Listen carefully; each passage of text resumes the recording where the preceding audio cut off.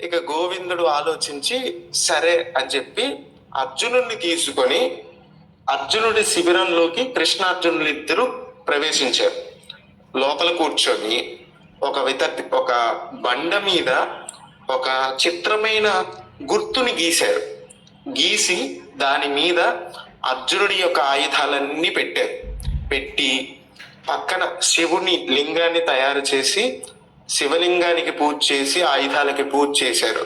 పూజ చేసిన పిదప కృష్ణుణ్ణి కూర్చోబెట్టి అర్జునుడు కృష్ణుడికి కూడా పూజ చేశాడు. అంటే తల మీద దళాలు పెట్టి, పాదాల మీద దళాలు పెట్టి, గంధాన్ని అప్లై చేసి ప్రసాదాన్ని ఇచ్చాడు. ఇలా పూజ చేసిన తర్వాత అర్జున నువ్వు నిద్రపో, రేపు పొద్దున యుద్ధానికి నేను లేపుతాను అని అంటే సరే బావా అని చెప్పి అర్జునుడు తనకి తెలిసిన ప్రతిస్మృతి అనే విద్యలో మంత్రాలని నవర వేసుకుంటూ పడుకుంటాడు. కృష్ణుడు తన శిబిరానికి వెళ్ళి దారుకుడితో కంగారు పడుతూ అంటూ ఉంటాడు, అర్జునుడు అసలు ఎవరిని అడగకుండా ఇలా ప్రతిజ్ఞ చేశాడు, నేను వెళ్ళి కాపాడాలి అర్జునుడిని ఎలాగా అని ఆలోచిస్తూ ధ్యానంలో కూర్చుంటాడు పద్మాసనంలో శ్రీకృష్ణుడు. అప్పుడు కృష్ణుడికి ఒక ఆలోచన తడుతుంది. వెంటనే శిబిరంలోంచి లేచి శ్రీకృష్ణుడు అర్జునుడు ఉన్న శిబిరంలోకి వస్తాడు. వచ్చి నిద్రపోతున్న అర్జునుడిని లేపి తన కుడి చేయి పట్టుకొని ఆకాశ మార్గంలో నడిపించుకుంటూ తీసుకెళ్తూ ఉన్నాడు. కృష్ణార్జునులు ఇద్దరూ ఆకాశ మార్గంలో నడుస్తూ వెళ్తూ ఉన్నారు. కింద ఉన్న సరస్సులు, నగరాలు అన్ని కనపడుతూ ఉన్నాయి అర్జునుడికి. ఆఖరిగా ఒక శిఖరానికి చేరుకున్నారు. అది గ్రహాలు నక్షత్రాల కాంతులతో వెలిగిపోతూ ఉంది. ఒక రమ్యమైన శిఖరం, అది కైలాస పర్వతం. ఆ శిఖరం పైన ఒక రమ్యమైన కల్పవృక్షం కనపడింది. దేవ దానవ గంధర్వ సిద్ధాదులతే సేవించబడుతున్న శివుడు కనపడ్డాడు.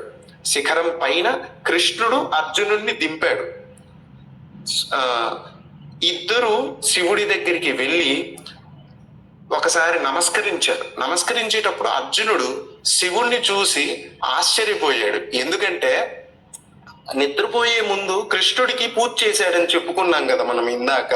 అంటే పుష్పాలు తల మీద పెట్టి, పాదాల మీద పెట్టి, గంధం అప్లై చేసి, తర్వాత ప్రసాదం ఇచ్చి, కృష్ణుడికి పెట్టిన పూలన్నీ శివుడి తల మీద, శివుడి పాదాల మీద, తర్వాత ఈ అర్జునుడు అప్లై చేసిన గంధం శివుడికి, తర్వాత ఇచ్చిన ప్రసాదం కూడా శివుడి పక్కన ఉండడం, ఇవన్నీ చూసి ఇదేంటి, నేను కృష్ణుడికి చేసిన పూజ శివుడు స్వీకరించాడేంటి అని అనుకున్నాడు.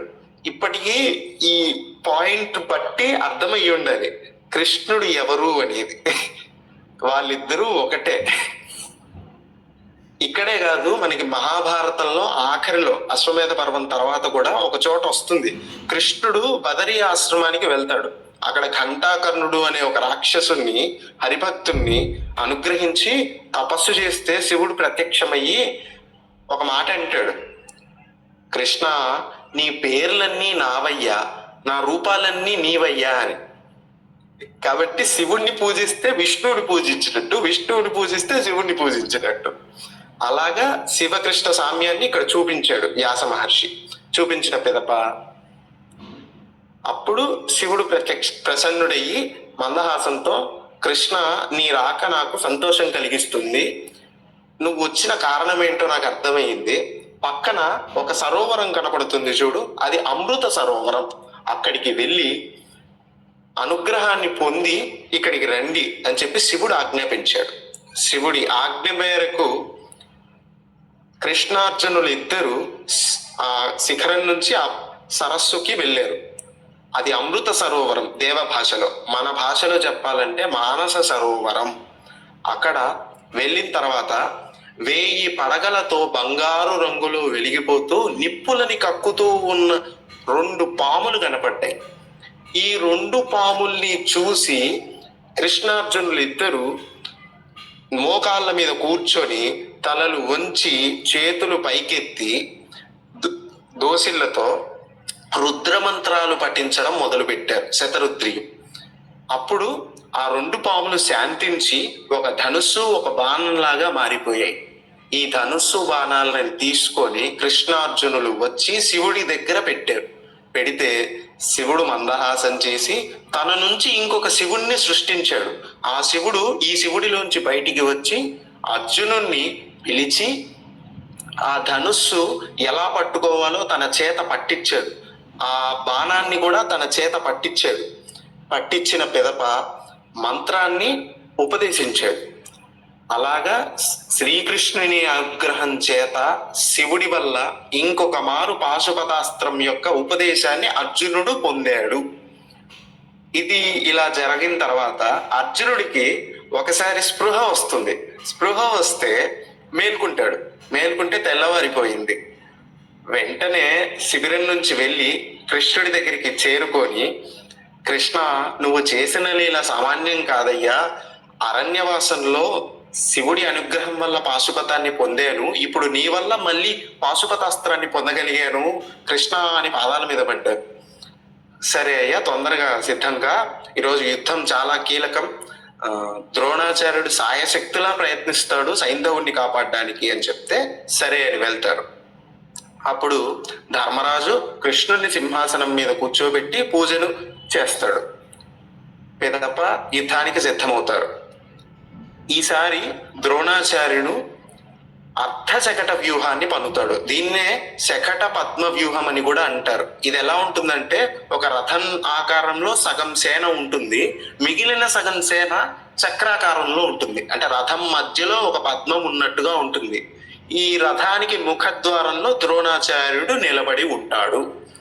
ద్రోణాచార్యుడికి ముందు ఏనుగులని పక్కన పెట్టుకున్న దుర్మర్శనుడు అనే ఒక కౌరవరాజు నిలబడి ఉంటాడు.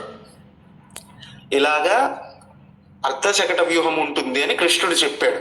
తర్వాత వీళ్ళంతా సిద్ధమయ్యారు. యుద్ధం మొదలయ్యింది. శంఖం మ్రోగింది. కృష్ణార్జునులిద్దరూ కదలి వస్తూ ఉన్నారు ఆ శకటం వైపుగా. అడ్డుగా ఏనుగుల గుంపుతో ఉన్న దుర్మర్శనుణ్ణి ఓడించారు సునాయాసంగా. తర్వాత దుశ్శాసనుడు వచ్చాడు. దుశ్శాసనుణ్ణి కూడా అర్జునుడు అవలీలగా ఓడించి ముందుకు వెళ్ళాడు. ద్రోణాచార్యుడు వచ్చాడు. ఇది శకట వ్యూహానికి ముఖద్వారం దగ్గర ఉన్న పొజిషన్. ఇక్కడికి వచ్చిన తర్వాత ఫస్ట్ కృష్ణుడికి నమస్కరించి, తర్వాత ద్రోణాచార్యుని నమస్కరించి అనుమతి అడుగుతున్నాడు. స్వామి, గురుగారు, ఈరోజు యుద్ధం చాలా కీలకం. మీరు అశ్వత్థామని ఎలా రక్షిస్తారో అలాగా నా పైన అభిమానం చూపి ఈరోజు గెలుపు నాదయ్యేలా నన్ను దీవించండి అని చెప్పి వినమ్రుడై కోరాడు గురువుని. గురువు మాత్రం, భీభత్స, నువ్వు సైంధవుణ్ణి గెలవాలంటే నన్ను దాటి వెళ్ళాలి, యుద్ధం చెయ్యి అని కఠినంగా చెప్పాడు. సరే అని చెప్పి యుద్ధం మొదలయ్యింది. తీవ్రమైన బాణాలతో ద్రోణాచార్యుడు కృష్ణార్జునులిద్దరినీ బాధించడం మొదలుపెట్టాడు.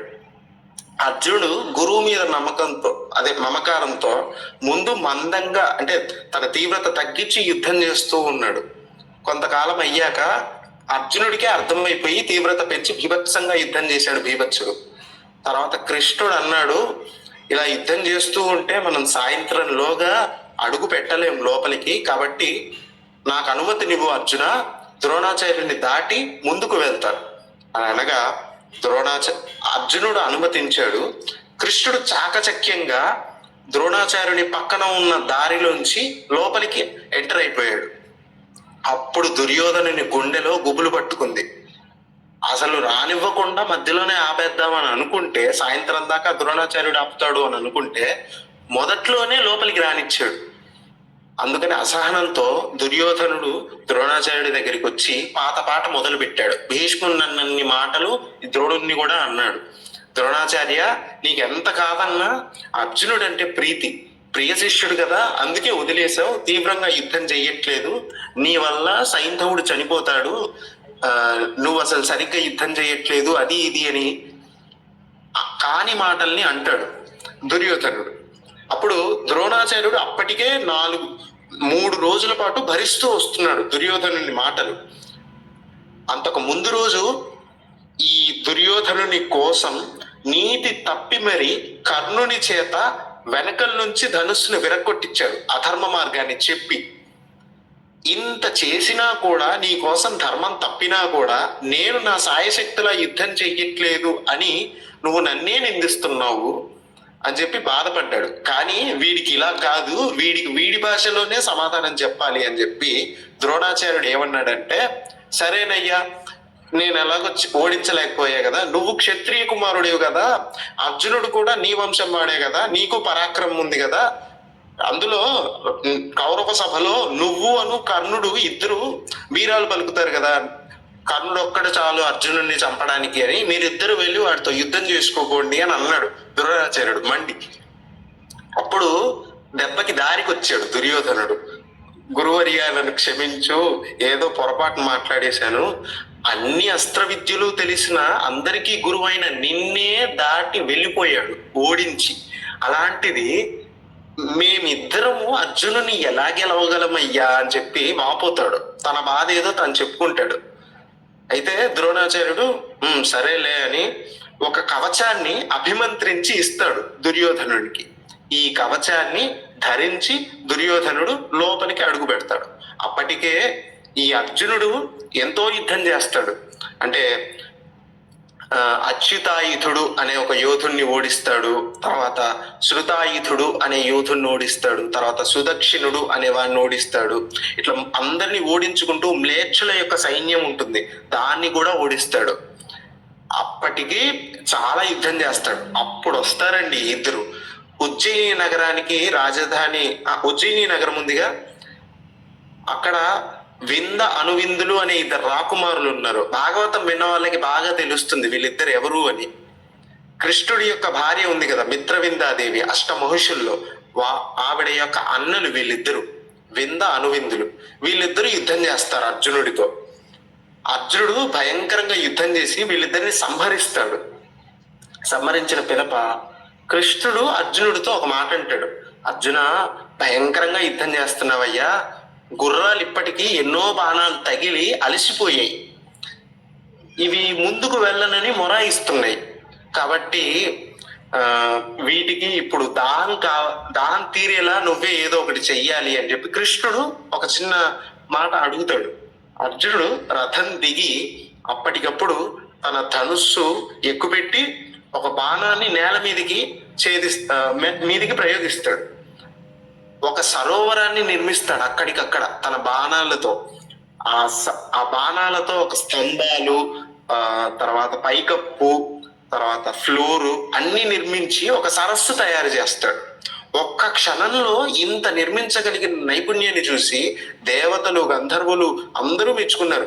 అసలు అది చూసి ఉండబట్టలేక నారద మహర్షి భూమి మీదకి దిగొచ్చి, అర్జున, నీలాంటి వెలుకాడు ఎవరు లేరయ్యా, ముందుకు రారు అని చెప్పి పొగిడి పైకి వెళ్ళిపోయాడు. అప్పుడు కృష్ణుణ్ణి వెళ్ళి గుర్రాల సంగతి నువ్వు చూసుకోవావా, వీళ్ళ సంగతి నేను చూసుకుంటా అని చెప్పి అర్జునుడు నేల మీదే నిలబడి కౌరవ సేనలందరినీ గడగడలాడించాడు. కృష్ణుడు ఈ 4 గుర్రాలని తీసుకెళ్లి ముందు గుచ్చుకున్న బాణాలను తీసి వాటిని ప్రేమగా నిమిరాడు, స్నానం చేయించాడు, దువ్వాడు, వాటిని దొర్లేలాగా చేశాడు. నేల మీద దొర్లితే బలం వస్తుందంట గుర్రానికి. అశ్వాలని ఎలా లాలించాడో కన్న బిడ్డల్లాగా లాలించి నీళ్లు తాపి ఆహారాన్ని పెట్టి అర్జున రథం సిద్ధం అని చెప్పి కబురు చేశాడు అర్జునుడికి. అప్పుడు కౌరవుల గుండెల్లో రైళ్లు పరిగెట్టాయి. ఎందుకంటే నేల మీద ఉండి యుద్ధం చేస్తేనే మనం తట్టుకోలేకపోతున్నామే. భవానీ గారు అన్మ్యూట్ చేశాను, మాట్లాడు. నేల మీద ఉండి యుద్ధం చేస్తేనే మనం తట్టుకోలేకపోతున్నామే, అలాంటిది ఇప్పుడు రథం సిద్ధమైంది, మనం బ్రతుకుతామా ఈ అర్జునుడి చేతులు అని చెప్పి భయపడ్డారు కౌరవ సేనలంతా. ఈజీగా కౌరవ సేనల్లో ఏమండి మాట్లాడండి, హ్యాండ్ రైస్ చేశారు సంధ్యారాణి గారు. హరే కృష్ణ. లేదు ప్రభుజీ, టచ్ అయింది, సారీ ప్రభుజీ. ఓకే సరే అండి. ఏమండి ఏమైనా డౌట్లు ఉంటే ఆఖరణ సెషన్ పెట్టుకుందాం. ఇట్లా అది పొరపాటున హ్యాండ్ రైస్ అయితే పర్లేదు, కానీ హ్యాండ్ రైస్ చేయకండి. ఓకే, ఫ్లో డిస్టర్బ్ అవ్వద్దు. అలాగా అర్జునుడు కౌరవ సేనలన్నిటినీ సునాయాసంగా ఓడించి ముందుకు బయలుదేరుతూ ఉన్నాడు. అప్పుడు వచ్చాడండి దుర్యోధనుడు. వచ్చి ఇప్పుడు వీడికి పెద్ద ధైర్యం ఏంటంటే మంత్రించబడిన కవచం ఉంది వీడికి, అందుకని మాట్లాడుతున్నాడు అర్జునుడితో. అర్జున, యుద్ధం చెయ్యి, ఇప్పటిదాకా నీ పరాక్రమాన్ని వాళ్ళు వీళ్ళు పొగుడుతుంటే చూసా, ఇప్పుడు నీ పరాక్రమం ఏంటో చూపి అని చెప్పి బీరాలు పలుకుతాడు. పలికితే యుద్ధం చేస్తున్న అర్జునుడు భయంకరమైన బాణాలు వేస్తాడు, కానీ దుర్యోధనునికి అవి పెద్దగా బాధించవు. అప్పుడు కృష్ణుడు అంటాడు, ఏ అర్జున, నీ బాణాలకి ప్రతాపం తగ్గిపోయిందా? దుర్యోధనుణ్ణి ఏం చేయలేకపోతున్నాయే అని అంటే, అది కాదు కృష్ణ, ద్రోణాచార్యుడు వీడికి ఒక కవచాన్ని ఇచ్చాడు, కాకపోతే వీడు సరిగ్గా వేసుకోలేదు ఆ కవచాన్ని. ఎలా వేసుకున్నాడంటే, ఇక్కడ వర్ణించిన విధానాన్ని బట్టి చూస్తే ఆడవాళ్ళు నైటీ వేసుకునేలాగా వేసుకున్నాడు అని చెప్పి వర్ణించాడు.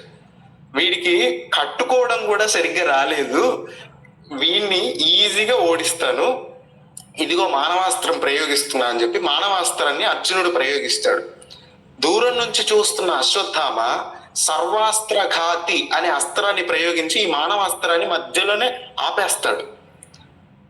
అప్పుడు కృష్ణుడు అంటాడు, అర్జున ఇంకోసారి ప్రయోగించు ఆ అస్త్రాన్ని అంటే, కృష్ణ నీకు తెలియంది నువ్వు మాట్లాడుతున్నావా? మళ్ళీ మానవాస్త్రాన్ని రెండోసారి ప్రయోగిస్తే ప్రయోగించినవని సేనల్ని వాణ్ణి నాశనం చేస్తుంది కదా అని అంటే, మరి ఇప్పుడు ఏదో ఒకటి చెయ్యవయ్యా,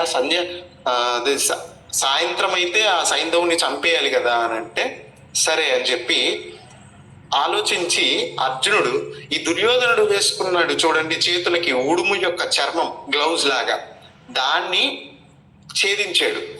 తర్వాత చేతులకి అరిచేతుల్లో బాణాలు దిగేలా కొట్టాడు. పాదాలు ఉన్నాయి కదా, వాటి గోర్లకి బాణాలు తగిలేలా కొట్టాడు. చేతులు కాళ్ళు ఎప్పుడైతే మండుతున్నాయో భయపడి పారిపోయాడు దుర్యోధనుడు. వీడు నిజంగా దుర్యోధను క్యారెక్టర్ డిస్క్రిప్షన్ చెప్పాలండి, యుద్ధం అన్ని రోజులు అందరూ వినలేరు కాబట్టి చెప్తున్నా. వీడి పరాక్రమం ఏంటంటే పక్కని వాళ్ళని ఎగదొయ్యడం తప్ప వీడి సొంత పరాక్రమం ఎక్కడా కనపడదు. అసలు ఈ రోజు ఎవరితో, అర్జునుడితో ఓడిపోయాడు కదా, ఇంతకు ముందే పలుమార్లు భీముడితో ఓడిపోయాడు, నెక్స్ట్ తర్వాత జరగబోయే యుద్ధాల్లో కూడా ఓడిపోతాడు.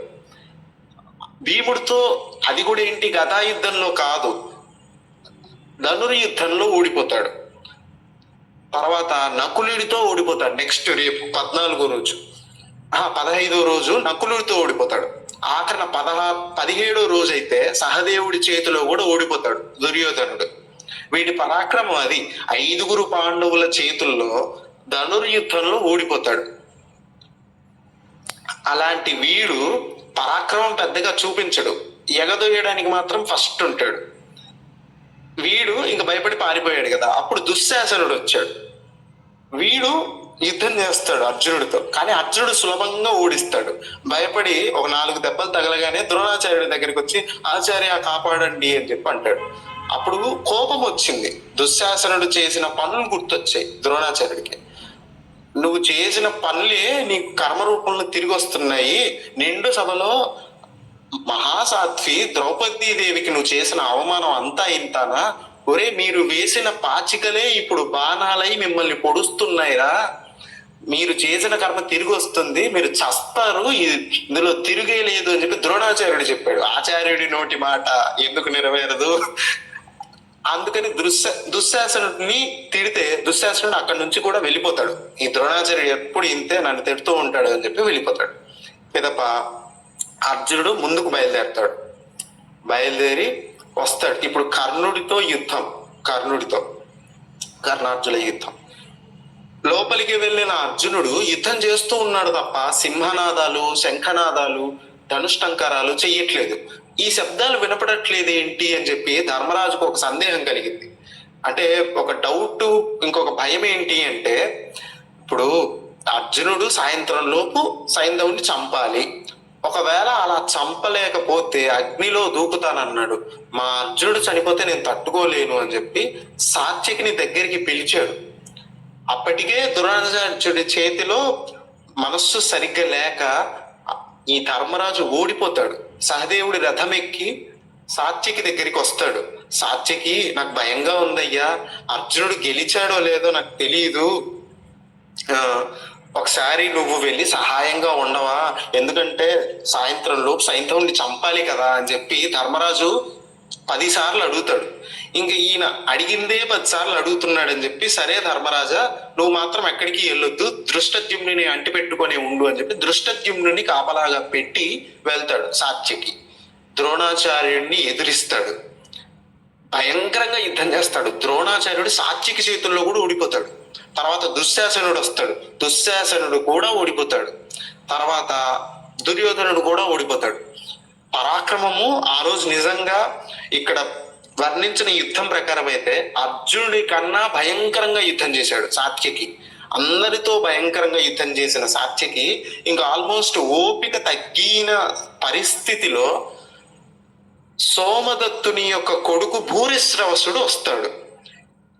ఈయన కౌరవ వంశంలో ఒక ఆయన, అంటే మనకి శంతన మహారాజు తెలుసు కదా, శంతన మహారాజు భీష్ముడి యొక్క నాన్న.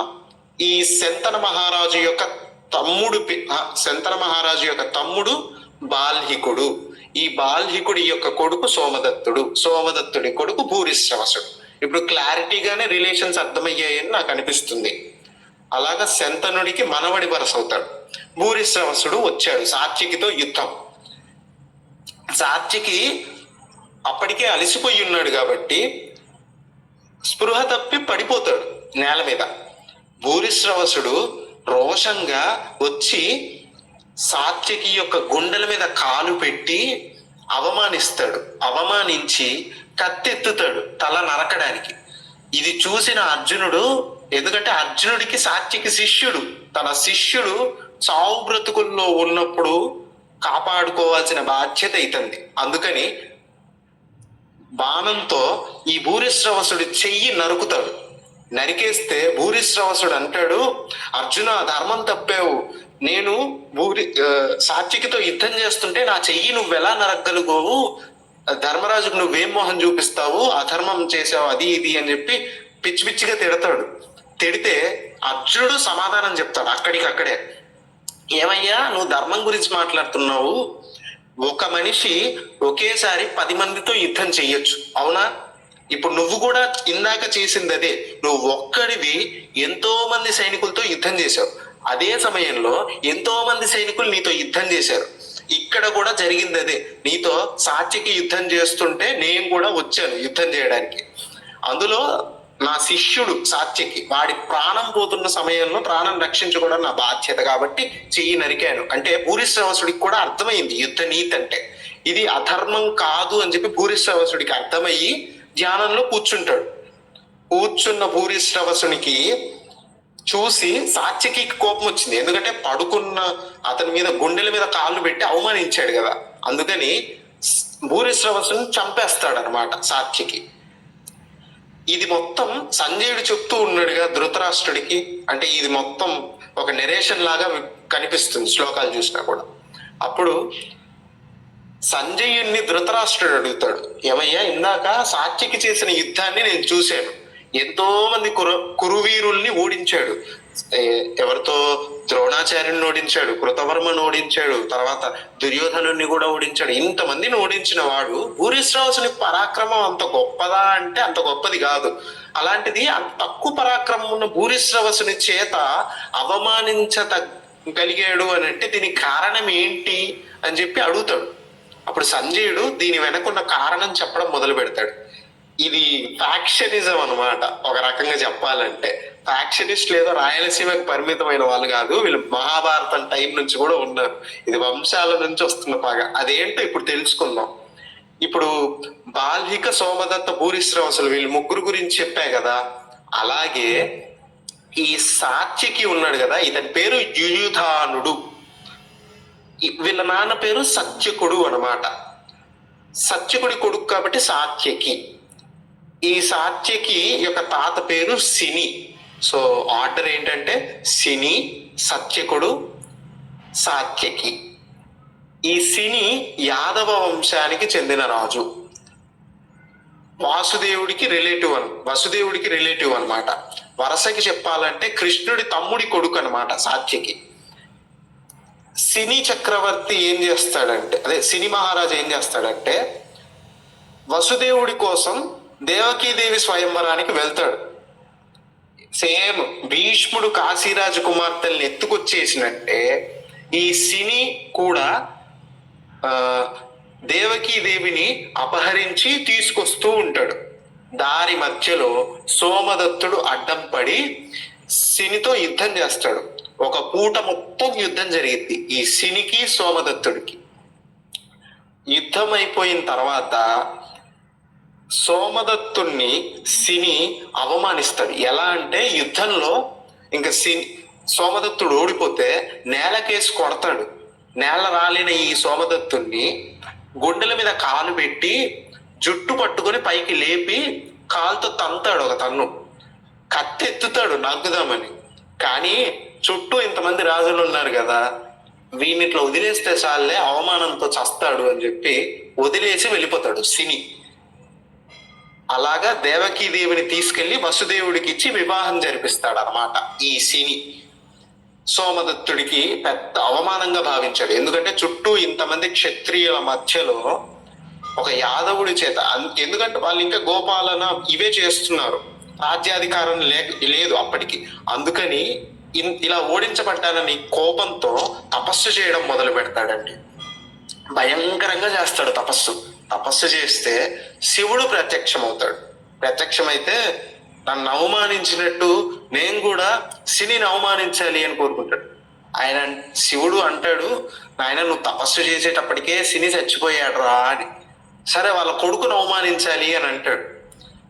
వాళ్ళ కొడుకు సత్యకుడికి నేను ఆల్రెడీ వరం ఇచ్చేశాను రా, వాడు ఎవరి చేత గెలవబడలేడు, అంటే ఎవరు ఆయన ఓడించలేడు అని అంటే, మరైతే నేను చేసిన దానికి ఏం ఫలితం లేదా, నాకు ప్రతీకారం తీర్చుకోవాలని ఉంది అని చెప్పి గట్టిగా అడుగుతాడు శివుణ్ణి. సరే నువ్వు ఏడుస్తున్నావు కాబట్టి నీ మనవడు ఉన్నాడే, నీ కొడుకు ఉన్నాడే భూరిశ్రవసుడు, అతను ఈ శని యొక్క మనవడైన సాత్యకిని అవమానిస్తాడు అందరు రాజుల ముందే. నీకు జరిగిన అవమానమే సాత్యకి కూడా జరుగుతుంది అని చెప్పి శివుడు వరం ఇస్తాడు. శివుడిచ్చిన వరం వల్ల సాత్యకిని భూరిశ్రవసుడు ఓడించగలిగాడు. అమ్మ ఇక్కడ సందర్భం వచ్చింది కాబట్టి విశ్లేషించుకుందాం. ఈ శని, సైంధవుడు ఇట్లాంటి వాళ్ళంతా తామసిక భక్తులు. భాగవతం విన్న వాళ్ళకి ఇది బాగా 3 రకాల భక్తులు కపిల మహర్షి చెప్పినట్టు అర్థమవుతుంది. వీళ్ళేంటి పక్కన నాశనం అయిపోవాలి, పగ చల్లారాలి అన్న ఫ్యాక్షనిస్ట్ మెంటాలిటీ. వీళ్ళ వల్ల వీళ్ళ భక్తి వల్ల వీళ్ళకి అన్యాయం జరిగింది, వీళ్ళ వంశానికి కూడా అన్యాయం జరిగింది. సేమ్ సైంధవుడికి కూడా ఇదే రిపీట్ అయింది. ఇక్కడ ఏం జరిగింది, ఇప్పుడు భూరిశ్రవసుడు పోయాడు, తర్వాత రోజుల యుద్ధంలో సాత్యకి చేతుల్లోనే సోమదత్తుడు కూడా చచ్చిపోతాడు. సైంధవుడు ఇప్పుడు ఈ రోజు 14వ రోజు చచ్చిపోతాడు కదా. తర్వాత అశ్వమేధ పర్వంలో అర్జునుడు జైత్రయాత్రకి వెళ్తే అసలు అర్జునుడు అడుగు పెట్టాడు అని చెప్పి సింధు దేశంలో తెలిసి గుండె పగిలి సైంధవుడి కొడుకు కూడా చచ్చిపోతాడు. అంటే అర్థం చేసుకోండి, తామసిక భక్తి ఉంటే మీతో పాటు మీ వాళ్ళు కూడా నాశనం అయిపోతారు. అది చాలా క్షుద్రం, అస్సలు ఉంచుకోకూడదు. రాజసికం అంటే కోరికలు తీర్చుకోవడానికి భగవంతుని ప్రార్థించడం అదన్నా మీరు. ఓకే, యుద్ధం నుంచి డైవేట్ అయిపోతున్నాం కాబట్టి మళ్ళీ తిరిగి వస్తాము. అలాగా శని చేత ఓడింపబడ్డ సోమదత్తుడి తపస్సు వల్ల సాత్యకి భూరిశ్రవసుని చేతిలో ఇలాగా అవమానింపబడ్డాడు అని చెప్పి సంజయుడు చెప్తాడు. తర్వాత యుద్ధంలోకి వద్దాం. అలా భూరిశ్రవసుడు చనిపోయాడు. హాహాకారాలు చెలరేగాయి. ఎందుకంటే భూరిశ్రవసుడిని ఒక ప్రధానమైన కౌరవ యోధుడు, అతను చనిపోయాడని తెలిసేసరికి కౌరవ సైన్యులంతా వచ్చి అర్జునుడితో భయంకరంగా యుద్ధం చేస్తున్నాయి, కర్ణుడు అశ్వత్థామతో కలిసి. అప్పుడు అర్జునుడి దగ్గరికి ఈ సాత్యకితో పాటు భీముడు కూడా వస్తాడు. భీముడు వచ్చేటప్పుడు ఒక చిత్రమైన పని చేస్తాడు. ద్రోణాచార్యుడు ముఖద్వారం దగ్గర ఉన్నాడు కదా, ద్రోణాచార్యుడిని ధనుర్యుద్ధంలో ఓడించడానికి ప్రయత్నిస్తాడు, కానీ ధనుస్సు విరిగిపోద్ది. అందుకని గద తీసుకొని వస్తాడు. ద్రోణాచార్యుడు కూర్చున్న రథాన్ని ముందు భాగం పట్టుకొని గిర తిప్పి నేలకేసి బాస్తాడు. ద్రోణాచార్యుడు రథంలోంచి దూంకి తప్పించుకొని ఇంకో రథం వేసుకొని వస్తాడు. అప్పుడు ఆ రథాన్ని కూడా గిర తిప్పి నేలకేసి కొడతాడు. భీముడు అలాగా వరుసగా 8 రథాలని ఎత్తి నేలకేసి బాధి పాడేస్తాడు. ఇంకా భీముడి పరాక్రమాన్ని చూసి ఇంకెలాగైనా వీడిని నిరోధించాలి, వీడు కూడా లోపలికి వెళ్తే సైంధవుడి చావుని ఆ బ్రహ్మదేవుడు కూడా ఆపలేడు అని చెప్పి కృతవర్మ వస్తాడు యుద్ధం చేయడానికి. కృతవర్మని కూడా ఓడించి ముందుకెళ్ళిపోతాడు భీముడు. కర్ణుడు వస్తాడండి యుద్ధంలో, భీముడితో యుద్ధం చేయడానికి. కర్ణుడు కూడా ఓడిపోతాడు. ఓడిపోతే తర్వాత మళ్ళీ పారిపోతాడు. అప్పుడు దుర్యోధనుడు చూసి ఈ భీముడిని ఎలాగైనా ఓడించాలి అని చెప్పి తన తమ్ముళ్ళనిచ్చి పంపిస్తాడు కర్ణుడితో. అప్పుడు యుద్ధం చేయడానికి వస్తాడు. వచ్చిన కౌరవుల్ని చంపుతాడు, కానీ కర్ణుడు పారిపోతాడు. ఇది ఎలా ఉందంటే 23 అక్షౌహిల్ని వెంట పెట్టుకొని జరాసంధుడు మథురా నగరం మీదికి దాడికి వస్తాడు చూడండి కృష్ణుడిని చంపడానికి. అలాగా కౌరవులలో 100 మందిని ఒక్కొక్కరిని కొంతమందిని దగ్గర పెట్టుకొని కర్ణుడు వస్తున్నాడు, భీముడు కౌరవుల్ని చంపుతున్నాడు, కర్ణుడు పారిపోతున్నాడు, మళ్ళీ కౌరవుల్ని తెస్తున్నాడు. ఒక రకంగా కౌరవుల చావు కర్ణుడు కారణం. అంటే తెస్తున్నాడు, యుద్ధం చేస్తున్నాడు, కౌరవులు చస్తున్నారు కానీ కర్ణుడు చావట్ల భీముడి చేతుల్లో. అలాగా పలుమార్లు ఊడిపోయి పారిపోయిన తర్వాత ఇంకా తమ్ముళ్ళని పోగొట్టుకోవాలని లేదు దుర్యోధనుడికి, అందుకని పంపించట్లేదు. ఒకే రోజు 100 మంది పోతే తట్టుకోలేడు కాబట్టి. ఇంకా తర్వాత వెళ్తూ ఉంటే కర్ణుడు వచ్చి యుద్ధం చేస్తాడు అశ్వత్థామతో కలిసి భీముడితో. అప్పుడు రథం పోయింది అని చెప్పి దిగి నడుచుకుంటూ పోతాడు భీముడు యుద్ధం మధ్యలో. అప్పుడు కర్ణుడు బాణాలు ప్రయోగిస్తూ ఉన్నాడు. ప్రయోగిస్తున్న బాణాలు ఆయన బాధిస్తుంటే ఇలా కాదు అని చెప్పి అప్పుడే ఏనుగుల్ని చంపి పాడేశాడు అనమాట అర్జునుడు. అక్కడ ఆ ఏనుగుల శవాలు ఉన్నాయి, ఆ శవాల మధ్యలోంచి అలా నడుచుకుంటూ వెళ్తూ ఉన్నాడు భీముడు. వెళ్తూ ఉంటే ఈ కర్ణుని యొక్క రథం ముందుకు వెళ్ళలేకపోయింది. అప్పుడు అంటున్నాడు, బండవాడ మొండివాడ, నువ్వు వనవాసానికి వెళ్ళి దుంపలు బాగా తిని వీరత్వం పోయిందిరా, అందుకే పారిపోతున్నావు నా నుంచి, నా పరాక్రమాన్ని తట్టుకోలేక పారిపోతున్నావు అని కర్ణుడు అంటున్నాడు. అసలు వీడి నాలికి అడ్డు అదుపు ఉండదు. ఇందాకే 4-5 సార్లు భీముడి చేతిలోనే ఓడిపోయాడు. అది కౌరవులని చచ్చిపోవడం చూసి ఓడిపోయాడు. అది కూడా జరిగి అయినా భీముడిని అంటున్నాడంటే వీడికి మూడింది కాబట్టి ఆ మాటలు వస్తున్నాయి. ఒక పక్క ఇట్లా అంటున్నాడు, వెనకల నుంచి వెళ్తున్న భీముడి మీదకి బాణాలు వేస్తున్నాడు. వీని ఇలా కాదు అని భీముడు ఏం చేశాడంటే పక్కన్న ఏనుగుని ఎత్తి అడ్డంగా పెట్టాడంట. కర్ణుడు వేస్తున్న బాణాలన్నీ ఆ ఏనుగుకి తగులుతున్నాయి. ఎలా ఉందంటే దృశ్యం, వ్యాసుడు చెప్తాడు, సంజీవన పర్వతాన్ని ఎత్తిన ఇంకొక హనుమంతుడా అన్నట్టు కనిపించిందంట. ఆ ఏనుగు అంత పెద్దగా ఉంది. ఆ భీముడు నిజంగానే వాయుపుత్రుడే కదా, హనుమంతుడికి భీముడికి సామ్యం. అలాగా కనిపించాడు. ఎత్తి విసిరేశాడు. కర్ణుడు తప్పించుకున్నాడు. పిదప రథమెక్కి అర్జునుడి దగ్గరికి వచ్చాడు. ఇప్పుడు అర్జునుడిని చూసి భీముడు సంతోషంగా సింహనాదం చేశాడు, అర్జునుడు కూడా సింహనాదం చేశాడు. వీళ్ళిద్దరి సింహనాదం విని ధర్మరాజుకు మనస్సు కుదుట పడింది అనమాట. అమ్మయ్య అనుకున్నాడు. ఇంకప్పుడు అందరూ అతిరథ మహారథులంతా ఒక చోట చేరి ఈ సైంధవుణ్ణి కాపాడే ప్రయత్నంలో ఉన్నాడు. ఎందుకంటే ఇంకా ఆల్మోస్ట్ సన్సెట్ అవ్వబోతుంది, సంధ్యా సమయం కాబోతుంది. ఇప్పుడు కాపాడుకుంటే చాలు, అర్జునుడిని నిప్పులో దుంకేలాగా చెయ్యొచ్చు అని చెప్పి దుర్యోధనుని ప్రణాళిక ఇదంతా చేస్తున్నారు. ఇంకా యుద్ధం చేస్తూ ఉంటే కృష్ణుడు సమయాన్ని గమనించుకుంటూ ఉన్నాడు. ఇంకొద్దిసేపు అయితే సూర్యాస్తమయం అవుతుంది, ఇప్పుడు ఏం చేయాలి? కాబట్టి అర్జునుడికి ఒక మాట చెప్తాడు, ఇప్పుడు నేను ఒక మాయ ప్రయోగిస్తాను. సైంధవుడు తన ధ్యానం అంటే తన కాన్సన్ట్రేషన్ కొంచెం డీవియేట్ అయింది, అప్పుడు బాణంతో కొట్టు అని చెప్పి కృష్ణుడు ఆజ్ఞాపించాడు. కృష్ణుడు అప్పుడు నిజంగా మనకి సినిమాల్లో చూపిస్తున్నట్టు సుదర్శన చక్రాన్ని ప్రయోగించలేదండి. కేవలం నల్లని మబ్బులు కమ్ముకొని సూర్యుడు కనిపించకుండా పోయాడనమాట. అప్పుడు ఇంకా సాయంత్రం అయిపోయింది అని అనుకున్నాడు. సైంధవుణ్ణి ఎక్కడో గుహలో ఏం దాచిపెట్టలేదు, అతను ఈ అర్ధశకట వ్యూహం మధ్యలో ఉన్నాడు అనమాట. మధ్యలో ఉంటే అప్పుడు వీళ్ళు మిగిలిన అంటే చుట్టూ కాపలా కాస్తున్నారు చూడండి ఈ యోధులు, వాళ్ళు యుద్ధం చేస్తున్నారు ఒక పక్క అర్జునుడితో. కాకపోతే ఈ సూర్యుడు అస్తమించాడన్నట్టు పరాక్రమం కొంచెం తగ్గించారు. అదే అదును అర్జున వజ్రాస్త్రం అనే అస్త్రాన్ని తీసి అభిమంత్రించి ప్రయోగించు. కాకపోతే ఈ వజ్రాస్త్రానికి ఉన్న ప్రాముఖ్యత ఏంటి అంటే, నువ్వు ప్రయోగిస్తే అది లక్ష్యాన్ని ఛేదించిన ఆ లక్ష్యాన్ని ఎక్కడికి కావాలంటే అక్కడికి తీసుకెళ్లి వదులుతుంది. దీన్ని అభిమంత్రించి ఈ శమంత పంచక అనే ఒక మడుగు ఉంది కదా, దానికి అవతల పక్క వృద్ధక్షత్రుడు అనే ఒక ఆయన తపస్సు చేసుకుంటూ ఉన్నాడు. ఈ వృద్ధక్షత్రుడి ఒళ్ళో పడేలాగా అభిమంత్రించి విసిరి కొట్టు అని చెప్పి అర్జునుడిని ఆజ్ఞాపిస్తాడు. బావ ఆజ్ఞ మేరకు అర్జునుడు వజ్రాస్త్రాన్ని ప్రయోగిస్తే అది సైంధవుడి తలని ఛేదించింది. అది దిశానిర్దేశం ముందే చేసి పెట్టాడు. అది వెళ్ళి వృద్ధక్షత్రుడి ఒళ్ళో పడింది. వృద్ధక్షత్రుడు ధ్యానం చేసుకుంటూ ఉన్నాడు. సంధ్యావందనం ధ్యానం మొత్తం పూర్తయిన తర్వాత లేస్తాడు. నిలబడితే ఒళ్ళో ఉన్న తల నేల మీద పడింది. నేల మీద పడ్డంతో ఈ వృద్ధక్షత్రుడి తల 100 ముక్కలుగా విరిగిపోయింది. ఇప్పుడు అర్జునుడు అడుగుతాడు, ఈ వృద్ధక్షత్రుడు ఎవరు, ఎందుకు తల బద్దలైంది అంటే, ఈయన జయద్రథుడి అదే సైంధవుడి యొక్క నాన్న. సైంధవుడు పుట్టాక ఆకాశవాణి ఒక మాట నింది, కొంతకాలం అయిన తర్వాత సైంధవుడి తల ఒక మహాయోధుడి వల్ల నేల రాలుతుంది అని చెప్పి. అప్పుడు ఈ వృద్ధక్షత్రుడు తపస్సు చేసి శివుణ్ణి మెప్పించి ఒక వరం కోరుకుంటాడు. ఎవరైతే నా కొడుకు యొక్క తలని నేల మీద పడేస్తారో వాళ్ళ తల 100 ముక్కలు అవ్వాలి అని. ఈ వర ప్రభావం వల్ల ఇదంతా జరిగింది అని కృష్ణుడు అర్జునుడికి సెలవిస్తాడు. అలా సైంధవుడు చనిపోయాడు. జయ జయధ్వానాలు మ్రోగాయి పాండవ సేనలంతా.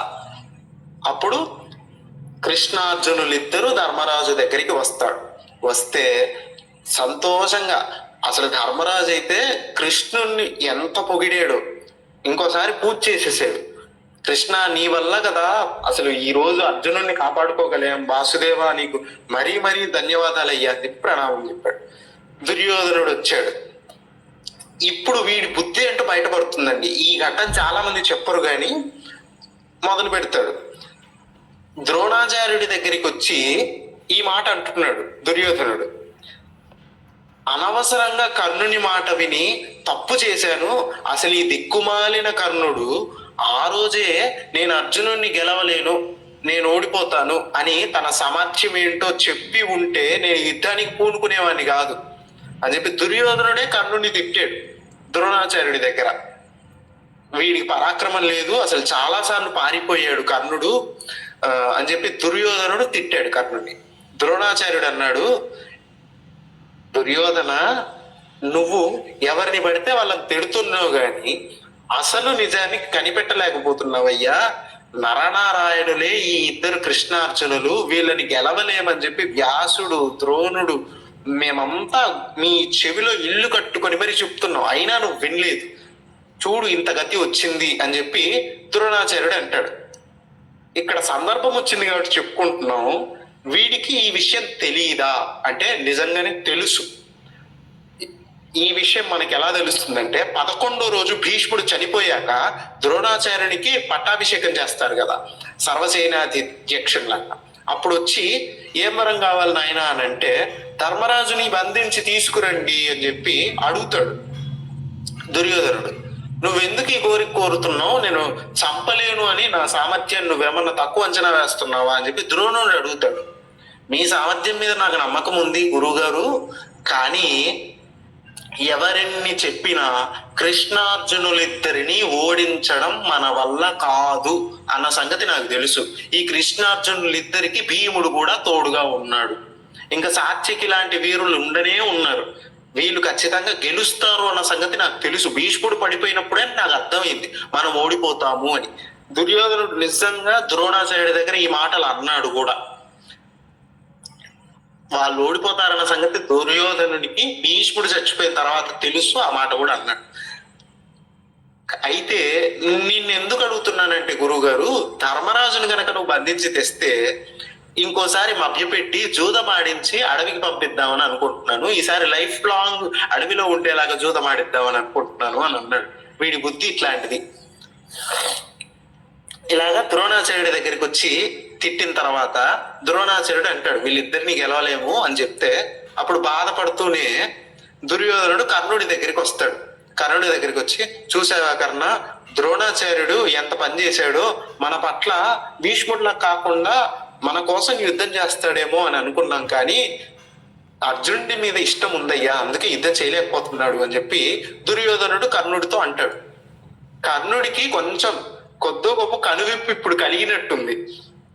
తను అంటాడు, దుర్యోధన నువ్వు నన్ను తిడుతున్నావు, ద్రోణుణ్ణి తిడుతున్నావు, కాకపోతే ద్రోణాచార్యుని దగ్గర నన్ను తిట్టావు, నా దగ్గర ద్రోణాచార్యుని తిట్టావు, నీ పరిస్థితి నాకు అర్థమవుతుంది, గెలవాలి అని చెప్పి నువ్వు ఇలా తిడుతున్నావు. కానీ ఆ బ్రాహ్మణుడి గురించి ఒక్కసారి ఆలోచించు. 400 ఏళ్ల వయస్సయ్యా, తన వయస్సుని కూడా లెక్క పెట్టకుండా యోగ శరీరంతో వయస్సుకి మించి యుద్ధం చేస్తున్నాడు. చూపించిన పరాక్రమం సామాన్యమైనది కాదు. అసలు నీకు ఈ అర్ధశకట వ్యూహం గాని చక్ర వ్యూహం గాని అసలు ఐడియా ఉందా? ఇంత గొప్ప గొప్ప వ్యూహాలు పన్నుతున్నాడే. ధర్మరాజుని పట్టిస్తానని నీ కోసం మాటిచ్చాడు, సాయశక్తిలా ప్రయత్నిస్తున్నాడు. నేను, ద్రోణాచార్యుడు, తర్వాత దుశ్శాసనుడు, శకుని ఒళ్ళు దాచుకోకుండా నీ కోసం యుద్ధం చేస్తున్నాం రారాజా. ఇలాగ నువ్వు మాట్లాడటం సరైంది కాదు. కాకపోతే దైవం మన వైపు లేదు, అందుకని మనకి ఇలాంటి ఘటనలు కలుగుతున్నాయి అని చెప్పి కర్ణుడు నచ్చ చెప్తాడు. నిజానికి ఆ ముందు రోజు రాత్రే సైంధవుడు వచ్చి అడుగుతాడు, దుర్యోధన, అర్జునుడు ప్రతిజ్ఞ చేసిన తర్వాత నుంచి నాకు ఒళ్ళంతా చెమటలు పడుతున్నాయి, యుద్ధంలో ఉంటే ఖచ్చితంగా చస్తానయ్యా, నువ్వు కాదు కదా 100 మంది ద్రోణులు వచ్చి కాపాడినా నేను బ్రతకలేను, కాబట్టి నా ఊరికి నేను వెళ్ళిపోతాను, నన్ను వదిలేయి అని చెప్పి మొత్తుకుంటాడు సైంధవుడు వచ్చి. అయినా వినడు. లేదు, నువ్వు మా ప్రెస్టేజ్ ఇష్యూ, నేను మేము కాపాడుకుంటాం, నన్ను ఆప్తత్రాణ పరాయణం మేము అని చెప్పి ఒక మాటని సైంధవుడి చావుకి దుర్యోధనుడే కారణం. ఇదంతా విన్న ధృతరాష్ట్రుడికి బాధ కలుగుతుంది. ఒక పక్క సాత్యకి పరాక్రమం తెలిసింది, ఇంకో పక్క కృష్ణార్జునుల పరాక్రమం ఇంకోసారి నిరూపింపబడింది. తన కొడుకు వల్ల మిగిలిన 100 మంది కొడుకులు కూడా మిగిలిన 99 మంది కూడా చనిపోతున్నారే అని బాధతో ధృతరాష్ట్రుడు అంటున్నాడు సంజయుడితో, సంజయ ఎందుకయ్యా ఇది దుర్యోధనుడి వల్ల ఇంత చెడ్డ బుద్ధి ఉంది, వీడు గనక మారింటే ఇలా ఉండేది కాదు కదా, అది ఇది అని చెప్పి ఏడుస్తాడు. సంజయుడు అంటాడు, నువ్వు తేనె పూసిన విషయానివి, నీ బుద్ధి నాకు తెలియదా? ఇదే మాట అన్నాడండి. అసలు కొత్త గొప్ప రాజు అన్న భయం కూడా చూపిలేదు. నువ్వు తేనె పూసిన విషయానివి, నువ్వు నా ముందు ఏదో నాటకాలు ఆడుతున్నావు గాని ధృతరాష్ట్ర, నీ బుద్ధి నాకు తెలియదా?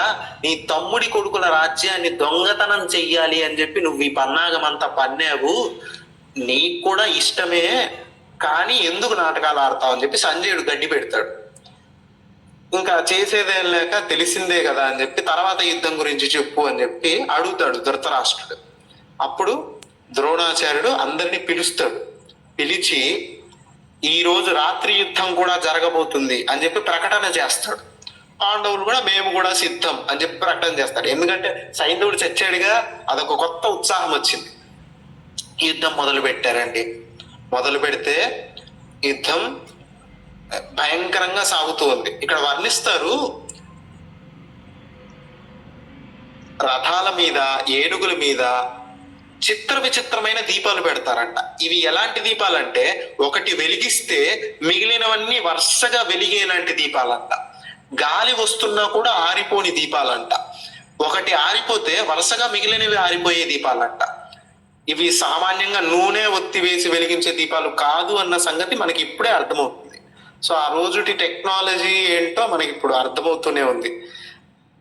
అలాగా యుద్ధం జరుగుతూ ఉంది. రాక్షస సైనికులు ఈ కౌరవుల వైపు ఉన్న వాళ్ళు వచ్చారు యుద్ధం చేయడానికి. అంటే జటాసురుడు అనే రాక్షసుడిని అరణ్య పర్వంలో భీమసేనుడు చంపుతాడు కదా, అతని కొడుకు అలంబుసుడు వస్తాడు యుద్ధం చేయడానికి. పాండవ సైన్యం మొత్తాన్ని ధ్వంసం చేస్తూ ఉంటే రావాల్సిన ఆయన వచ్చాడు, ఘటోత్కజుడు. యుద్ధం చేస్తూ ఉన్నాడు, అలంబుసుని అలవోకగా చంపేశాడు. తర్వాత అలాయుధుడు అనే ఆయన వస్తాడు, ఆయన కూడా రాక్షసుడే. వాడు కూడా వచ్చి యుద్ధం చేస్తాడు భీమసేనుడితో. భీమసేనుడు బాగా బలహీనపరిచి అతన్ని కూడా ఈ ఘటోత్కజుడికి అప్పచెప్తాడు. ఘటోత్కజుడు ఈ అలాయుధుడిని చంపేస్తాడు. అలా వరుసగా రాక్షస సైనికులందరినీ చంపేస్తూ వస్తాడు ఘటోత్కజుడు. పిదప రాక్షసులు పోయాక ఇంకా కౌరవ సేన మిగిలింది అన్నప్పుడు శరీరాన్ని భయంకరంగా పెంచాడు. అప్పటికున్న శరీరాన్ని ఇంకా పెంచాడు. తన నుంచి 9 మంది ఇంద్రుల్ని సృష్టించాడు. మాయా యుద్ధం చేస్తున్నాడు. కౌరవసేన తాళలేకపోయింది. అసలు ద్రోణాచార్యుడి వల్ల కూడా కాలేదు. ఇంత భయంకరమైన పరాక్రమాన్ని తట్టుకోలేక వాళ్ళంతా భయపడి పారిపోతూ ఉన్నారు. ఇంకా అతిరథ మహారథులంతా వచ్చి కర్ణుని దగ్గర అడుక్కుంటున్నారు. కర్ణ, బ్రతికుంటే అర్జునుని సంగతి తర్వాత చూసుకోవచ్చు. ఈ ఘటోత్కచుడి వల్ల ఈ రోజే చచ్చిపోయేలా ఉన్నాము. నీ శక్తి అనే అస్త్రాన్ని ప్రయోగించవయ్యా అని చెప్పి కర్ణుని అడుగుతాడు. కర్ణుడికి కూడా భయం వేసింది. అసలు ముందు నా ప్రాణం నేను కాపాడుకోవాలి అని శక్తి అస్త్రాన్ని ప్రయోగిస్తాడు. ప్రయోగించడం అది వచ్చి ఘటోత్కచుడిని తాకింది. ఘటోత్కచుడు నేల రాలిపోయాడు. పడడం, చనిపోయేటప్పుడు కూడా ఉపకారం చేసి చచ్చిపోయాడండి. పడడం ఒక అక్షౌహిణి కౌరవసేన మొత్తం నాశనం అయిపోయింది. పాండవులంతా బాధ చెందారు. అంటే అక్కడితో ఇంకా రాత్రి యుద్ధం కూడా ముగిసింది. పొద్దున్న తయారై మళ్ళీ నెక్స్ట్ డే యుద్ధానికి సిద్ధం కావాలి కాబట్టి విరామం. వచ్చి గాయాలకి మందులు వేసుకుంటూ ఉన్నారు. ధర్మరాజాదులంతా బాధపడుతూ ఉన్నారు. ఎందుకంటే అసలు మా అందరిలో మొదట పుట్టిన ఫస్ట్ కొడుకు వీడే. అంటే మాకు ఇంకా ద్రౌపదితో వివాహం కాకముందే భీముడి వల్ల హిడింపకు అడిగిన వాడు. వీడు చనిపోయాడే అని బాధపడుతూ ఉంటే కృష్ణుడు వచ్చి ఓదార్చుస్తాడు.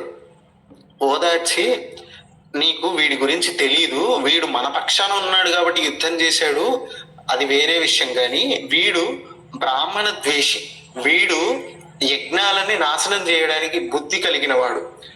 సమస్త అదేది దుర్మార్గాలు వీడి లోపల ఉన్నాయి. వీడు రావణాసురుడి లాంటి ఒక లోక కంటకుడు. వీడు చావడం మంచిదే అయ్యింది. వీడు గనక ఇప్పుడు చావకపోతే నేను వీడిని చంపేవాడిని ఫ్యూచర్లో. కాకపోతే నా వ్యూహంలో 2 పనులు ఒక దెబ్బకి 2 పిట్టలు అంటారు చూడండి. అలాగా నేను వేసిన వ్యూహంలో శక్తి అనే అస్త్రం ఇప్పుడు ఘటోత్కచుడి మీద ప్రయోగింపబడింది. దానివల్ల అర్జునుడికి ప్రమాదం లేదు. ఘటోత్కచుడు నా చేత ఎలాగో తర్వాత చంపబడుతాడు కాబట్టి వాడిని నేను చంపే అవసరం లేకుండా ముందే చచ్చాడు. అలాగా మీరు బాధపడకండి, వీడు మన పక్షాన పోరాడాడు కాబట్టి వీడికి ఉత్తమ గతులు కలిగేలా నేను అనుగ్రహిస్తాను అని చెప్పి కృష్ణుడు అనుగ్రహించాడు. అలా గోవిందుని మాటలు విని పాండవులు తమ శోకాన్ని కంట్రోల్ చేసుకున్నారు. తర్వాత రోజు యుద్ధం మొదలయ్యింది. మొదలైన పిదప ఇంకా ద్రోణాచార్యుడు ముందు రోజు ఈ దుర్యోధనుడు వచ్చి ఇంకా పిచ్చిగా తిడతాడు. ఇదంతా కాదు, రేపు నేనైనా ఉంటా లేదా ఎవరో ఒక వీరులైనా పోతారని చెప్పి తాను భయంకరమైన అస్త్రాలన్నీ పాండవ సైన్యం మీద ప్రయోగిస్తాడు. ఆ అస్త్రాలకి సామాన్య సైనికులు చనిపోతున్నారు. కొన్ని చాలా అంటే 10,000, 20,000 అట్లా ఒక్కొక్కసారి ఎంతో మందిని చంపేస్తూ ఉన్నాడు. ద్రోణాచార్యుడి పరాక్రమాన్ని చూసి ధృతరాష్ట్రుడికి ఆశ్చర్యం వేసిందంట. అంటే ఇదంతా సంజయుడు చెప్తూ ఉన్నాడుగా చూస్తూ. సంజయుడిని అడిగాడు, ఎందుకయ్యా ద్రోణాచార్యుడు ఇంత భయంకరంగా యుద్ధం చేస్తున్నాడు? అసలు భీష్ముడు కూడా ఇంత భయంకరంగా యుద్ధం చేయలేడు, ఏం జరిగింది అని అంటే, పొద్దునొచ్చి మీ దుర్యోధనుడు అనకూడని మాటలన్నీ అన్నాడుగా, అందుకని రెచ్చిపోయి ఇట్లా యుద్ధం చేస్తున్నాడు అని చెప్పి చెప్తాడు సంజయుడు. అప్పుడు ఆకాశంలో సప్తర్షులు ప్రత్యక్షమయ్యారు. వాళ్ళు అంటున్నారు, ద్రోణ, నువ్వు ఇప్పటికే అధర్మాన్ని చేస్తున్నావు. అసలు ఆ దివ్యాస్త్రాలని అవి తెలిసిన యోధుల మీద ప్రయోగించాలి, సామాన్య సైనికుల మీద ప్రయోగించకూడదు. ఎందుకు అస్త్ర మర్యాదను తప్పి యుద్ధం చేస్తున్నావు? అసలు నువ్వు కౌరవుల వైపు యుద్ధం చేయడమే అధర్మం, ఇది చాలా తప్పు, అస్త్రాన్ని కింద పాడేయి అని చెప్పి ద్రోణాచార్యుడు చెప్పాడు. ద్రోణాచార్యుడికి సప్తర్షులు చెప్పారు, అయినా వినలేదు. వినకుండా ఇంకా కంటిన్యూ చేస్తూనే ఉన్నాడు. అప్పుడు కృష్ణుడు ఇది గమనించాడు, సప్తర్షులు కనపడడం, ఇదంతా ద్రోణాచార్యుడికి చెప్పడం చూసిన తర్వాత అనుకుంటున్నాడు, చెయ్యాల్సిన పని ఇంకొకటి ఉంది అని చెప్పి ధర్మరాజు దగ్గరికి వెళ్ళాడు. అంటే రథాన్ని ఈయన కదా తోలుతుంది, తీసుకెళ్ళి ధర్మరాజా, ధర్మం అనేది ఎంత గొప్పదో తెలుసా? నిన్ను నమ్ముకున్న వాళ్ళని కాపాడాలయ్యా, కాబట్టి నువ్వు ద్రోణాచార్యుడికి అప్రియమైన మాటని పలుకు అని అన్నాడు. ఇక్కడ జాగ్రత్తగా వినాలి, ఎందుకంటే చాలా మంది అపోహలో ఉన్నారు. అదే సినిమాల్లో కూడా తీశారు కూడా. మనకి భీష్ముడికి ఒక నియమం ఉంది తెలుసుగా, ఏమని? స్త్రీ గాని, ఇంతకు ముందు స్త్రీ అయి పుట్టి తర్వాత పురుషుడిగా మారిన వాడు గాని, లేదా స్త్రీ వస్త్రధారణ ధరించిన వాడు గాని యుద్ధంలో వస్తే నేను అతనితో పోరాడను అని. అలాగే ఈ ద్రోణాచార్యుడికి కూడా ఒక నియమం ఉంది. అప్రియమైన మాటని ధర్మశీలి సత్యవ్రతుడు అయిన ఒక పురుషుని నోట వింటే అప్పుడు అస్త్రాలని వదిలేస్తాడు. అదే అతనికి ఉన్న నియమం. అశ్వత్థామ చనిపోడు చిరంజీవి అన్న సంగతి ద్రోణాచార్యుడికి కూడా తెలుసు. ధర్మరాజు చెప్పినా కూడా నమ్మలేదు. కాకపోతే తన నియమం ప్రకారం ఆ అస్త్రాల్ని వదిలేశాడు. అప్పుడు ధర్మరాజు కొంచెం ఆలోచించి కృష్ణ ఎలా చెప్పను, అబద్ధం చెప్పాలనా అని అంటే, భీముడు వెళ్ళి అశ్వత్థామ అని ఏనుగుని చంపి ఇప్పుడు వెళ్ళి చెప్పు అశ్వత్థామ చచ్చిపోయాడు అని చెప్పి పంపిస్తాడు. పంపిస్తే ధర్మరాజు వెళ్ళి ద్రోణాచార్యుడికి వినపడేలాగా అశ్వత్థామ హతః అని అన్నాడు. లోపల కుంజరహ అని అనుకున్నాడు. ఇతను ఎప్పుడైనా గురువు చెప్పిన మాట లేదా మనల్ని కాపాడే కృష్ణుడు చెప్పిన మాట, భగవద్గీత చెప్పింది వింటే మనకి శ్రేయస్సు కలుగుతుంది. మన సొంత తెలివితేటలు ప్రయోగించామా అప్పటికప్పుడు బెడిసి కొడుతుంది. వెంటనే ధర్మరాజుకు బెడిసి కొట్టింది. తన రథం ఎప్పుడు 4 అంగుళాల పైన నడిచేది. అశ్వత్థామ హతః కుంజరహ అని మనసులో అనుకోగానే ఆ రథం నేల మీదకి వచ్చేసింది. దివ్యత్వం పోయింది ఆ రథానికి. దీనికి రీజనింగ్ ఎక్స్ప్లెనేషన్ స్వర్గారోహణ పర్వంలో వస్తుంది. అంటే ఈ అబద్ధం ఆడినందుకు ధర్మరాజు నరకానికి వెళ్ళాడా, లేకపోతే వేరే కారణం వల్ల నరకానికి వెళ్ళాడా అని చెప్పి జాగ్రత్తగా వినాలి. ఇక్కడ మాత్రం యమధర్మరాజు అంటాడు, నువ్వు అబద్ధం ఆడినందుకు కాదు, గురువుని వంచిన దోషం వల్ల నీకు ఈ శిక్ష వచ్చింది. ఎందుకంటే కృష్ణుడు చెప్పినట్టు నువ్వు గనక అశ్వత్థామ హతః అన్న మాట అని ఉంటే నీకు ఈ నరకం చూసే బాధ వచ్చేది కాదయ్యా. నీ సొంత తెలివి వాడి కుంజరహ అని మనసులో అనుకున్నావు, అందుకని ఈ నరకాన్ని చూడాల్సి వచ్చింది. సో ఇది యాక్చువల్ ఎక్స్ప్లెనేషన్. ధర్మరాజు అబద్ధం ఆడాడు అన్నది కాదు, వంచన దోషం వల్ల అలా జరిగింది. తర్వాత భారతం మొత్తం వింటే మీకు ఇంకొక చోట కూడా ఇంకొక మాట వస్తుంది.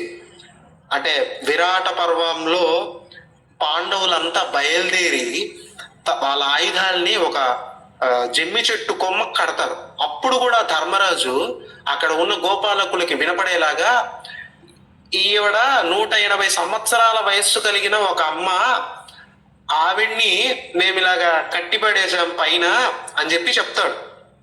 కట్టింది ఆయుధాలని కదా, పక్కనే శవాన్ని కూడా కట్టారు. మా అమ్మ అని అన్నాడు. ఆ లెక్క ప్రకారం చూస్తే ఈ 2వ అబద్ధానికి కూడా శిక్ష పడాలి. కానీ ధర్మరాజుకి ఆ విషయాన్ని ప్రస్తావించలేదు స్వర్గారోహణ పర్వంలో. కాబట్టి మీరు అర్థం చేసుకోవాలి. ఇప్పుడు మళ్ళీ బ్యాక్ టు ద ద్రోణ పర్వం.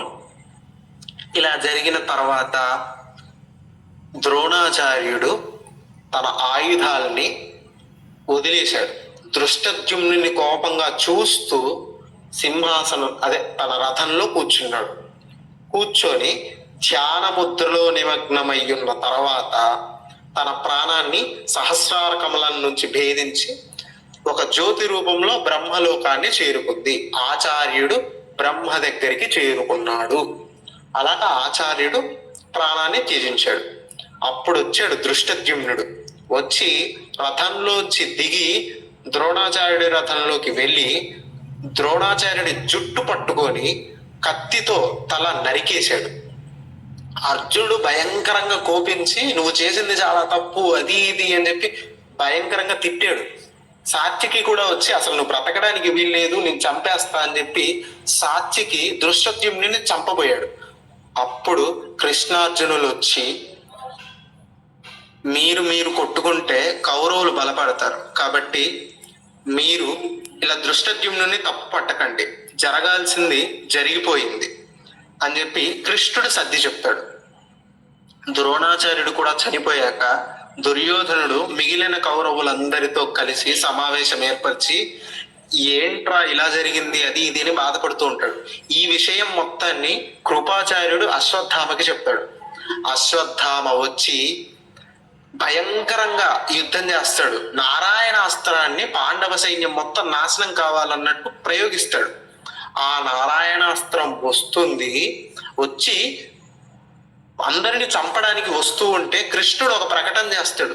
అందరూ రథంలోంచి, గుర్రాల్లోంచి, ఏనుగుల మీద నుంచి దిగండి, నమస్కరించండి నారాయణాస్త్రాన్ని, ఎవరు ఆయుధాలు పట్టుకోకండి అని చెప్పి ప్రకటన చేస్తాడు. కృష్ణుడి ఆజ్ఞ మేరకు అందరూ దిగి నమస్కరిస్తాడు ఆయుధాల్ని. కానీ ఒక భీమసేనుడు మాత్రం రథం మీద నిలబడి ఈ నారాయణాస్త్రం నన్నేం చేస్తుంది అని చెప్పి ఆయుధాన్ని ఛేదించాలి అని చెప్పి అనుకుంటాడు. కృష్ణుడు ఇది గమనించాడు. వచ్చి చెయ్యి పట్టుకొని భీముని రథం మీద నుంచి కిందికి దింపి ఆయుధాన్ని కింద పడేసి అంటాడు, మాకు చేతగాకనా మేము నిలబడి నమస్కరిస్తుంది, నారాయణాస్త్రం అంటే ఏమనుకుంటున్నావురా పిచ్చివాడా, ఇది సామాన్యమైన అస్త్రం కాదు అని చెప్పి చెప్తాడు. నారాయణాస్త్రం విఫలం కాగానే అశ్వత్థామకి ఇంకా కోపం వచ్చింది. ఆగ్నేయాస్త్రాన్ని ప్రయోగించాడు. ఈ ఆగ్నేయాస్త్రం వల్ల ఒక అక్షౌహిణి సేన మొత్తం నాశనం అయిపోయింది. నాశనం అయిపోతే ఇంకా అక్షౌహిణి సేన మధ్యలోనే కృష్ణార్జునుల రథం కూడా ఉంది. ఈ రథం ఇంకా కృష్ణార్జునులు కూడా చనిపోయారు అని చెప్పి అనుకుంటూ ఉన్నారు. కానీ నిప్పులోంచి బయటికి వచ్చినట్టుగా కృష్ణార్జునుల రథం బయటికి వచ్చేసింది. వాళ్ళిద్దరికి చిన్న గీత కూడా పడలేదు ఆ ఆగ్నేయాస్త్రం వల్ల. మోరోవర్ ఆగ్నేయాస్త్రం చెయ్యాల్సినంత డ్యామేజ్ చేయలేదు పాండవుల పైన. దానికి కోపం వచ్చి ఇంకా అశ్వత్థామ యుద్ధాన్ని వదిలేసి అది కోపంగా వెళ్తూ ఉంటాడు. ఇంకా ఆ రోజు యుద్ధం ఇంకా అక్కడితో అశ్వత్థామ యుద్ధ భూమి నుంచి వెళ్ళిపోవడంతో అయిపోతుంది. వెళ్తూ ఉంటే వ్యాసుడు ప్రత్యక్షం అవుతాడు. అంటే ఈ పిచ్చోడు ఏం చేసుకోకూడదు చేసుకుంటాడు అని చెప్పి అశ్వత్థామ నాపి, ఎవరా కృష్ణార్జునులు, నేను వేసిన అస్త్రాలు అసలు ఏం చేయలేకపోతున్నాయి, ఆగ్నేయాస్త్రం అసలు ఇంకా ఎక్కువ ప్రాణ నష్టాన్ని కలిగించాలి, కానీ ఒక అక్షోహిణ్ణి నాశనం చేసింది ఏంటి, అది ఇది అన్నట్టు అడిగితే వాళ్ళిద్దరూ నరనారాయణులు, శివుడికి కృష్ణుడికి భేదం లేదు. ఇక్కడ మళ్ళీ చెప్తాడు వ్యాసుడు వచ్చి, నువ్వు అసలు పోయిన జన్మలో శివుడికి పరమ భక్తుడివి, నువ్వు కూడా పూజించావు, కానీ శ్రీకృష్ణార్జునులు ఎన్నో వేల సంవత్సరాలు భయంకరమైన తపస్సు చేశారు, నీకన్నా తపస్సు వాళ్ళది గొప్పది, అందుకని వాళ్ళు శివుని కృపకి పాత్రులయ్యారు అని చెప్పి వ్యాసుడు చెప్తాడు. చెప్పిన తర్వాత వ్యాసుడు వెళ్ళిపోతూ ఉంటాడు. అప్పుడు దారి మధ్యలో అర్జునుడు వ్యాసుని చూసి పిలుస్తాడు. పాదాలకు నమస్కరించి అర్జునుడు అడుగుతాడు, నాకు ఒక విచిత్రమైన సంఘటన కనపడుతూ ఉంది, అది నాకేంటో మీరు చెప్పండి అని చెప్పి అడుగుతాడు. ఆ సంఘటన ఏంటి అని అంటే, అర్జునుడు అంట ఎవరినైతే చంపాలి అని అనుకుంటున్నాడో వాళ్ళు ఆల్రెడీ చనిపోతున్నారంట. చనిపోయిన వాళ్ళ మీదికి ఈయన బాణాలు వేస్తున్నాడు. ఎలాగా అనంటే, కృష్ణార్జునులు ఉన్న రథానికి ఎదురుగ్గా శత్రు సైన్యాన్ని చూస్తూ ఒక పెద్ద పురుషుడు నిలబడ్డాడు. తన చేతిలో శూలం ఉంది, అది ఎత్తి పట్టుకున్నాడు. ఎవరినైతే చంపాలని అనుకుంటున్నాడో అర్జునుడు, వాళ్ళని ఈ శూలంలోంచి కొన్ని వందల శూలాలు వచ్చి పొడిచి చంపేస్తున్నాయంట. అలాగా కౌరవ సైన్యంలో చనిపోయిన వాళ్ళ మీదకి అర్జునుడు బాణాలు వేస్తున్నాడంట. ఎవరా పురుషుడు, అతని పాదాలు నేలకు తాకట్లేదు అని అంటే ఆయన రుద్రుడు అని చెప్పి ఇప్పుడు ఒక రమ్యమైన నమ్మక మంత్రాల రాసి ఇక్కడ చెప్తాడు. అదేంటంటే, ప్రజాపతీనాం ప్రథమం తేజసాం ప్రథమం ప్రభుం అన్నట్టు మొదలవుతుంది. 40 శ్లోకాలతో నిండి ఉంటుంది. దీని ఫలశ్రుతి ఏం చెప్పారంటే, రుద్రమంత్రాలు రాని వాళ్ళు లేదా రుద్ర నమ్మకం చదివే అదేది ఉపనయన సంస్కారాలు లేని వాళ్ళు చేయకూడదు అని అంటారు కదా, వాళ్ళు ఇది చదివితే రుద్రం మంత్రాలతో శివుణ్ణి అర్చించినంత ఫలితం వస్తుంది అని చెప్పారు. ఎవరికైనా కావాలి అని అంటే గ్రూప్ లో మెసేజ్ పెట్టమంటే పెడతాను. పెట్టాల్సిన అవసరం కూడా లేదు, ఎందుకంటే యూట్యూబ్ లో శతరుద్రీయం అని చెప్పి చదివి కొడితే చాలా మంది వీడియోలు చేసి పెట్టారు. ఇది శతరుద్రీయం. అలాగా దీన్ని అర్జునుడికి ఉపదేశిస్తాడు. తర్వాత శివుడు చేసిన లీలలు కూడా చెప్తాడు కొన్ని. వాటన్నిటికీ ఒక నమస్కారం చేసుకుందాం. శివుడి ప్రస్తావన చాలా సార్లు వస్తుందండి ఇక్కడ మహాభారత యుద్ధ ఘట్టాల్లోనే 3-4 పర్యాయాలు. తర్వాత చెప్పాలనుకున్న విషయం ఏంటి అంటే రాముని మీద వ్యాసుడికి ఉన్న భక్తి. ఎందుకంటే 14వ రోజు యుద్ధానికి ముందు కూడా ధర్మరాజు బాధపడుతూ ఉంటాడు, అయ్యో మన అభిమన్యుడు చనిపోతూ ఉన్నాడే, అదే చనిపోయాడే, ఇప్పుడు ఎలాగా అది ఇది అని బాధపడితే వ్యాసుడు వస్తాడు, 16 చక్రవర్తుల కథల్ని చెప్తాడు, షోడశ మహాచక్రవర్తుల కథ. అందులో రామాయణాన్ని క్లుప్తంగా 25 శ్లోకాల్లో చెప్తాడు. అక్కడ ఒకసారి చెప్తాడు, మళ్ళీ అరణ్యవాసంలో మార్కండేయ మహర్షి వచ్చి రామాయణాన్ని చెప్తాడు క్లుప్తంగా, అక్కడ ఒకసారి చెప్తాడు. మళ్ళీ అదే అరణ్య పర్వంలో భీమసేనుడికి హనుమంతుడు ప్రత్యక్షమైనప్పుడు అప్పుడు కూడా ఒకసారి రామాయణాన్ని చెప్తాడు. నిజంగా వ్యాసుడు రామాయణం అంటే చాలా ఇష్టం. అది చెప్పడం కోసమే మళ్ళీ మళ్ళీ అవకాశం వచ్చిన ప్రతిసారి రాముణ్ణి స్మరిస్తూ ఉన్నాడు. అది యుద్ధ ఘట్టాన్ని ఇలాగా స్మరించుకున్నాం మనం. తర్వాత ముఖ్యమైన ఘట్టాలని మనం చెప్పుకున్నామండి. ఇప్పుడు ఎవరికైనా ఏమైనా డౌట్లు ఉన్నాయి అంటే హ్యాండ్ రైజ్ చెయ్యండి, ఎందుకంటే భారతం అంటే డౌట్లు చాలా ఉంటాయి కాబట్టి.